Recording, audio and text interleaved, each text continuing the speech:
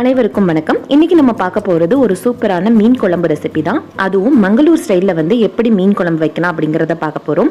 இதுக்கு நான் 1 கப்பு துருவன தேங்காய், அப்புறம் 1/2 டீஸ்பூன் அளவுக்கு மஞ்சப்பொடி, 2 டேபிள் ஸ்பூன் அளவுக்கு வரமிளகாத்தூள், 1 டேபிள் ஸ்பூன் அளவுக்கு மல்லித்தூள், அப்புறமா கொஞ்சமாக 1 டீஸ்பூன் அளவுக்கு சீரகம், 1/2 டீஸ்பூன் அளவுக்கு மிளகு, ஒரு 5-6 பல்லு பூண்டு, 1/2 வெங்காயம், இதையெல்லாம் நல்லா நைஸாக அரைச்சி எடுத்துகிட்டு வந்துடலாம். கொஞ்சம் தண்ணி ஊற்றி நல்லா ஃபைன் பேஸ்ட்டாக அரைச்சிட்டு வந்துடலாம். இதுக்கு எலுமிச்சம்பழம் சைஸ் அளவுக்கு நான் புளி ஏற்கனவே ஊற வச்சுருக்கேன்.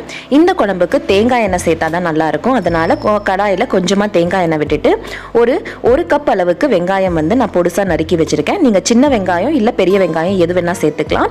2 இன்ச் அளவுக்கு இஞ்சி, அதை நைஸாக கட் பண்ணி சேர்த்துருக்கேன். சரி, 3 பச்சை மிளகா, காரத்துக்கு ஏற்ற மாதிரி நீங்கள் சேர்த்துக்கலாம். நான் 3 பச்சை மிளகா சேர்த்துருக்கேன்.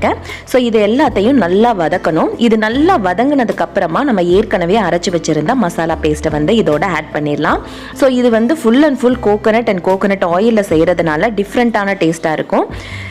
இப்போ இது நல்லா கொஞ்சம் எண்ணெய் பிரிகிற அளவுக்கு வதங்கினதுக்கு அப்புறமா நீங்கள் இதில் தேவையான அளவு தண்ணி ஆட் பண்ணிக்கலாம். தண்ணி ஆட் பண்ணிவிட்டு இதுக்கு தேவையான அளவு உப்பு ஆட் பண்ணிவிட்டு இதை 2 நிமிஷம் நல்லா கொதிக்க விட்டுருங்க. இதில் இருக்கிற பச்சை வாசனை, நம்ம சீரகம் மிளகு எல்லாத்தையுமே பச்சையாக சேர்த்ததுனால இதில் இருக்கிற பச்சை வாசனை எல்லாம் போகிற வரைக்கும் நல்லா கொதிச்சு வரணும். அதுக்கப்புறம் தான் நம்ம புளித்தண்ணி ஆட் பண்ணணும். முன்னாடியே புளித்தண்ணி ஆட் பண்ணானா ஒரு மாதிரி ஆகிடும் குழம்பு.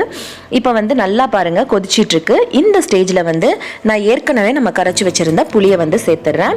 ஸோ புளி அவங்களுக்கு ஏற்ற மாதிரி சேர்த்துக்கலாம். ஏன்னா சில பேர் புளிப்பு ஜாஸ்தியாக சாப்பிடுவாங்க, சில பேர் புளிப்பு கம்மியாக இருக்கணும்னு நினைப்பாங்க. ஸோ அதுக்கேற்ற மாதிரி நீங்கள் புளி தண்ணியை கரைச்சி வச்சு ஊற்றிக்கோங்க. இந்த ஸ்டேஜில் நம்ம ஏற்கனவே எடுத்து வச்சிருக்கிற மீனை நல்லா கழுவி வச்சிருக்கிற மீனை ஆட் பண்ணிடலாம். நான் மத்தி மீன் தான் ஆட் பண்ணியிருக்கேன். உங்களுக்கு எந்த மீன் வேணால் இந்த குழம்புல ஆட் பண்ணிக்கலாம். இப்போ இந்த மீனை நல்லா ஆட் பண்ணிவிட்டு ஒரு 2 நிமிஷத்துக்கு நல்லா மூடி வச்சுடுங்க. அந்த கேப்பில் இன்னொரு கடாயில் கொஞ்சமாக தேங்காய் எண்ணெய், கொஞ்சம் கடுகு, இதையெல்லாம் கடுகு நல்லா பொரிஞ்சதுக்கப்புறமா கருவேப்பிலை, அப்புறமா ஒரு சின்ன சைஸ் வெங்காயம், அதுக்கப்புறமா 2 தக்காளி, இது எல்லாத்தையும் சேர்த்து நல்லா வதக்கி எடுத்துக்க போகிறோம். ஸோ இதை நம்ம தாளிப்பாக அதில் ஆட் பண்ண போகிறோம். இப்படி ஆட் பண்ணும்போது இந்த குழம்புக்கு இன்னும் சுவையாக இருக்கும்.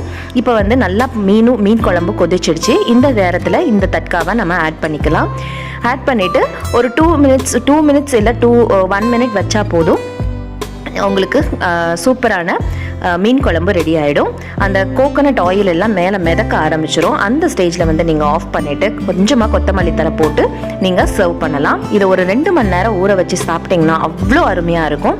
நீங்களும் ட்ரை பண்ணி பாருங்கள். எப்பயுமே ஒரே மாதிரி மீன் குழம்பு வைக்கிறதுக்கு பதிலாக டிஃப்ரெண்ட்டாக மேங்களூர் ஸ்டைல்லையும் நீங்கள் இதை ட்ரை பண்ணி பார்த்துட்டு எப்படி இருந்துச்சுன்னு சொல்லுங்கள். தேங்க்ஸ் ஃபார் வாட்சிங்.